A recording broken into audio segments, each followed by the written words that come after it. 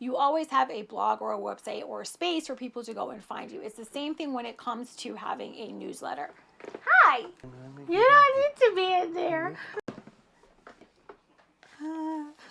I have been in the creator space. I've been a creator, influencer, content creator, whatever name they're giving us nowadays. I've been in this space since 2013. So if you are new here, hit the subscription button below, turn on the notification bell so you get the every single time I upload a video. But you also probably don't know that I was a beauty blogger. My beauty blogger name was Trials and Tresses. You can still go to trialsandtresses.com. It'll redirect you to millennialindebt.com, but you can still see some of my old posts on my blog. You can still go to the old Instagram. It is up there. I was a natural hair blogger, and I pivoted into finance and career development because that just was something I was a lot more passionate about. And, you know, how many different ways can I show you how to do a braid out, right? So I pivoted in 2017. I don't know. I pivoted, and one of the questions I get all the time is how to get started monetizing, how to start making that cash money. So I'm going to go over the different ways that I have monetized, the different ways that you can go about monetizing. I'm going to go over the ones that have been the most lucrative for me and my brand, the ones that I don't particularly like that much, and the ones that have been easier. There ain't no easy in this industry. But yeah, let's get a little transparent and talk about money in the content space, the creator economy, as many will say. So let's get right into it because I think we need to talk about it. So before I get into the ways that you can monetize and talk about all the ways that you can monetize, I really want to state a point loud and clear up front that you really, although of course you deserve to be paid for any work, any labor that you are doing, and the creator space does give off that vibe, that aesthetic, that it is people just hand over fist making so much money quitting their jobs. And that's just not the case. That is just truly not the case. That is not how it is all the time. And I want to be completely honest with you, although I did go full-time in 2022 due to my layoff, and I have been successful. I have been making over six figures since 2022, since 2021 just about. So consistently making six figures in my business as a content creator, as a business owner, as an author, as a speaker, all of those things. It's not easy. And it does not happen overnight. And there are going to be highs and lows and influxes and things like that. And one of the most important things that I focus on, and I know it's like, of course you can focus on, I have so many followers, but one of the things I've always focused on since the very beginning, since I was in the beauty blogging space, is my community. And that is my audience and my niche, right? And that means being not just cordial, but actually being friendly with the people in your niche, and absolutely learning from them and them learning from you, and sharing your levels of expertise and talking and being transparent, because there are so many things that happen in the industry that are sneaky, that are manipulative, that are just unfair. And so you cannot do it alone, and you really want to find that community of other creators that you can connect with, that you can talk to, that you can bounce ideas off of without the ego, without the competition, because we need to do it together. So that's one. And also focusing on building a community with your followers, with your audience, with your people, because being a content creator can be very fleeting. You could be here today and gone tomorrow if you don't set up the proper structure and strategy in your business. And one of those strategies and structures is actually engaging and providing a service and being someone who your audience can trust and can engage with. And you're not just trying to sell them, crap all the time and affiliate links. And so we're going to get into affiliate links in just a moment. And so really, truly think about why you want to get into this. And if it's the money don't come quick. Like I said, I was in this industry for 11 years, and the first time I hit six figures was 2021. So Yeah, it does not happen overnight, and it is not really something you could just quit your job and jump into. I wouldn't recommend that, but I operate in a very, like, I'd be nervous about poverty. So let's dive into the monetization after that fair warning of why you really should be getting into this in the first place. Because if you're going after the dollars, it's going to be a while before they pile in. You know, unless you go like super viral, like Alex Earl or Risa Tisa, then that might be a different story. But how many times, right, does that happen? More of like a lightning in a bottle. Okay, I'm rambling. Okay, we want to talk money. We're going to get into the money. Let's get into the money. One of the absolute best, I'm not even going to mince words, best and most lucrative ways to monetize yourself as a creator is brand partnerships. And there's a lot of conversation and a lot of like, I want to say discourse from people who might not really even understand what brand partnerships are. And of course, it's always going to be bad apples in the bunch that really like spoil it for other people who are doing brand partnerships with integrity and who are, you know, making sure that they're presenting these brand partnerships to their audience in a natural way, an engaging way, a way that makes sense, and in a trustworthy way. Like, they're not just partnering with any brand and promoting crap, right? So brand partnerships make up a really big part of the revenue that Millennial in Debt brings in. And I am very specific in particular with how I negotiate my brand contracts, how I partner with brands, what that partnership looks like, how I present it to my audience, because I don't want to take 50, 60, 70 brand partnerships a year and just provide crap for my audience, right? So if you are looking to partner with brand partnerships, if you're looking to partner with brands, it's really important to, one, understand why you want to do that. Yes, the money is good. I will not lie to you. But how do you plan on incorporating that brand into your business, into your audience, into your content? Because there are liabilities that come with brand partnerships as well. One, of course, you're like, oh, that's inauthentic, or they just partner with anyone. And of course, brands that get caught up in like scandals or bad behavior, when you're affiliated with that brand and that all that shitstorm comes out, that impacts your brand, that impacts your business. It is connected to you, and that's why it's so important to be very discerning when it comes to what brands you partner with. And so I know many small creators want to, well, you know, how do I even start getting brands in my inbox?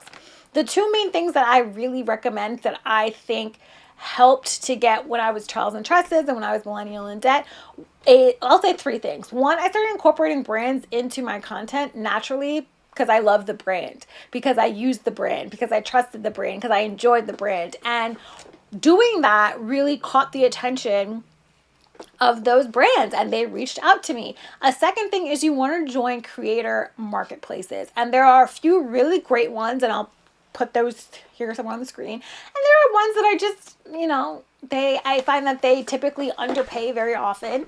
And yes, I did just flip my foot over out of the frame. And then there are ones that are really focused on UGC, which we'll get to in a little bit later in the video. And so I highly recommend putting in brands already into your content that you love organically, reaching out and pitching those brands that you love and that you want to partner with, but pitching them with intention, right? Because there's a difference between like, oh, I love your brand, let's partner, pay me to make content, and pitching a brand where it's just like, hey, I see you're doing this, or I see you've done this in the past, or I see that this is about to launch and I would like to be a part of it. This is how I've engaged with your brand in the past. This is how my audience engages with your brand on my platform. And I would love to talk about ideas on how we can partner to, you know, further push ahead your mission or whatever it is that you're promoting. That's how you want to approach the brand. It's pretty much like, what have I seen you do? What do I love about you? What I want to do for you or with you? And not just saying, hey, let's partner. I have a lot of followers, because they don't care. That does not matter, right? So those are the three things I highly recommend. Organically putting the brand into your content, pitching brands with intention, and joining creator marketplaces just so you can see like what is going on, what brands are reaching out, what campaigns are coming up, so you can stay in the know. The second thing, another part, people have so much to say about how content creators make money, and it's just like, we have to eat, right? We work, we have to eat. So the next thing is to create a product. And that could be a digital product, that could be a course, that could be a physical product. People hate courses. And I think, again, a couple of bad apples in the bunch who will create a course or sell you crap or just want that money grab and it's not being a really trustworthy person, that really leaves a bad taste in people's mouths, and they just kind of lump all content creators with the course into that, oh, they're just trying to make a quick buck. You could go find these things on your own. Yes, I'm sure, but there are content creators that create really great courses, or that there are live courses and they're engaging and interactive and they're actually teaching you something. So it's important that when you buy a course or you create a course, that you understand what is going to be reciprocated, what are you going to receive, and what are you going to, put out there. So absolutely create a product. One of the first products that Charles & Tress has made, which was a digital product, was a digital gift guide with all these Black-owned natural hair businesses, and I think I sold it for like $4 or $5 on the website, and we made a pretty good amount of money off that. So create a product, right? And I know people are like, well, how do you go about create a product? See what's out there, see what's in your niche, see what you're passionate about, what you're really good at, what's your area of expertise, and then create a product around that. Remember, you want to be authentic. You don't want to put out, for lack of a better word, crap. People don't want to spend their hard-earned money on crap. I know I don't want to. And so when you're thinking about how to create a product, think about pricing, think about the cost of the product you're creating, because if it's on a platform, then you're going to have to pay for that platform. For example, I have my accountability group, which I love. It is a 12-week accountability group, but it's on Teachable. I have to pay for Teachable. I also have to pay for people to be able to pay for with their card. And so you want to keep those things in mind with pricing, because I also want to, one, remain competitive, but also remain affordable. So my audience, I talk about finance, so I don't want to charge $5,000 for a product they won't be able to purchase, right? It won't be accessible or helpful for any of my audience. So that is something you want to keep in mind when you are creating a product. The third way that you can monetize is going to be creating organically.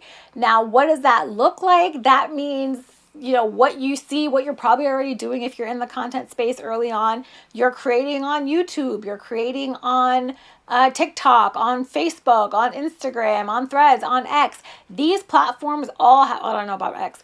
These platforms all have some sort of monetization for creating content and gaining views or engagement or whatever. The only many downsides to that option as a monetization tool is that, one, you really don't have any control over that. You're at the mercy of the algorithm. And two, a majority of these either have specific steps that you have to hit before you can be monetized.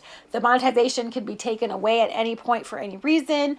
And a lot of them are also invite only. I'm looking at you, Meta.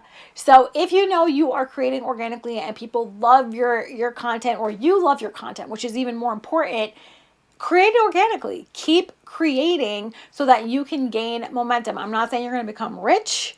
Even my most viral of videos have made me like a couple of dollars here and there. I had a video on TikTok hit 4 million views and I made $19. It is a monetization tool, but I wouldn't bank on it being the only way you make money as a creator. The fourth option for monetization is to have a blog. I am a fan of blogs overall in general. I think you always need to have your own space on the digital area.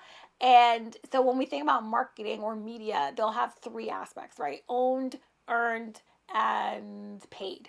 And so owned will be anything that is yours. So when we have owned channels, you always have some place for people to find you. If Instagram crashes, if they delete your profile, you always have a blog or a website or a space for people to go and find you. It's the same thing when it comes to having a newsletter. Hi. I'm sorry the Giants lost. I was repping. I'm sorry. I'm almost done with this one, and then I have one more to do, but I'm hungry. You hungry? No, you ain't. What was I? Okay, yes. When I initially created my blog back in 2013, I was using Google, the revenue from Google, same thing that we use on YouTube, which is called AdSense. It has a $100 threshold, so I was not getting paid every month as I thought I would with all the dollars coming in. However, after a while, we did start hitting that threshold when we started getting more views. That's why SEO is so important. If you do not have a Pinterest account, I highly suggest you get one so that you can start building your SEO. Once I switched over to Mediavine, which now I think has a minimum requirement of 50,000 sessions per month in order for you to gain access.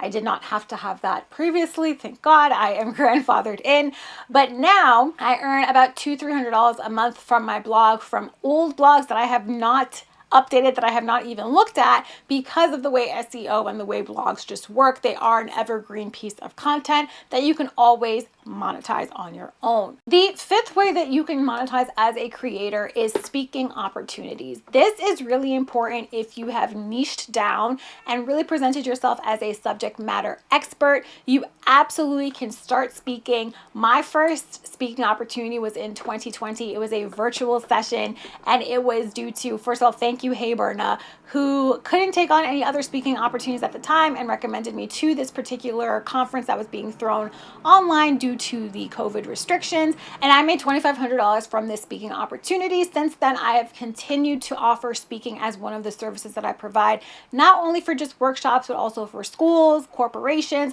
And that is a really big part of the revenue in my business as a monetization tool. So if you know that you know a lot about something specifically, or you really want to get into speaking, I highly recommend using LinkedIn, reaching out to people who are program coordinators, project managers that might be the ones who are in charge of essentially putting on conferences or workshops at schools. So absolutely, speaking is something that I don't think we talk about a lot in the creator space, but it is something that you can use as a monetization tool. The sixth way to monetize as a creator is offering a service with sponsors. That's what I call it. I don't know if that's what other people call it, but that's essentially another owned channel that you have, specifically email lists or like a newsletter that you might have, or a podcast in which sponsors, so brands would come. So it would be kind of like a brand partnership, but they would be using your newsletter to promote, or they would be using your podcast to promote, but you necessarily wouldn't be creating the content to go on social media. I really like email sponsors because, again, I choose very discerningly what brands I'm going to work with, what can be said, what can't be said, and how often I do so in my newsletter. I don't have a podcast. I probably will never have a podcast, but that is another thing to think about if you do want to start a podcast, pulling in sponsors as a way to monetize that podcast. Now, the last two ways to monetize as a creator are often discussed in many different ways, and that is going to be affiliate marketing and UGC marketing. I have not really dipped my toe in either. I know with UGC, one of the biggest complaints that I see in the influencer content creator space is the low offers. And a lot of people who have created courses, which again, people are like, this is why we hate courses, who have created courses teaching you how to essentially charge $200 a video.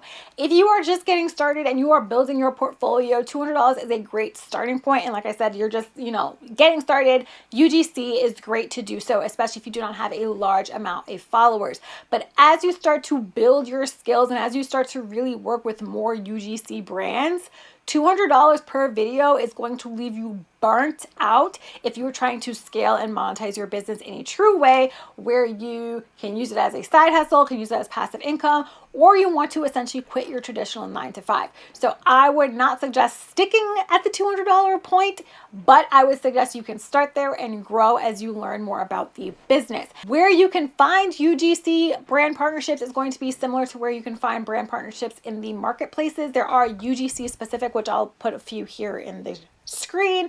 There are UGC specific brand marketing aspects, brand marketing spaces that you can reach out to or sign up for, so that when you see the opportunities pop up, you can go and do that. If you are trying to build a UGC portfolio on your own and you haven't really worked with a lot of brands, you can, in a similar way, in creating your own organic content, create your own organic, essentially commercials for yourself, for your UGC. You can put them on your social media And you could use that if you do choose to pitch to a brand and say, hey, look what I have done. Look how my audience has engaged with it, or just show the quality of your work overall. Now, when it comes to affiliate marketing, we see it all over social with the drop this word in the comments, and you will get the link to my Amazon shop, my Target shop, my LTK, all of that stuff. I do have and I have done certain things like this in the past, and I'm not opposed to it. I just think it can be overwhelming for the audience. I also think that that is one of the ways that people get a little caught up in just doing it for money and being a little disingenuous in the things that they promote, especially when it comes to like their Amazon storefront. I tend to, whenever I recommend or talk about affiliate marketing, I really, really want to make sure that it is something that I really love, that I enjoy, that I use before I share it, which is why I'm typically really difficult to send PR packages to, especially in the skincare section, because I really have to use that product and I have to enjoy it for me to share it, because if it's messing up my face or if it's messing up my hair or whatever, I'm not sharing it. And so I don't typically make a ton of money when it comes to affiliate marketing. I know a lot of people do. If that is something you do want to lean into, I do highly suggest having a blog and not just focusing only on social media, which can be a space for you to add your affiliate links as well as a blog, your email. So really focus on other aspects. And I do not particularly enjoy the hot tip that people say about putting your affiliate links on Pinterest. I feel like let's leave Pinterest alone. Let's not do that. Let's not inundate it with affiliate links. But that is something that is being told on the interwebs. So there you have it. We have all these ways to monetize your creativity, to monetize yourself as a content creator, and I will catch you in the next video.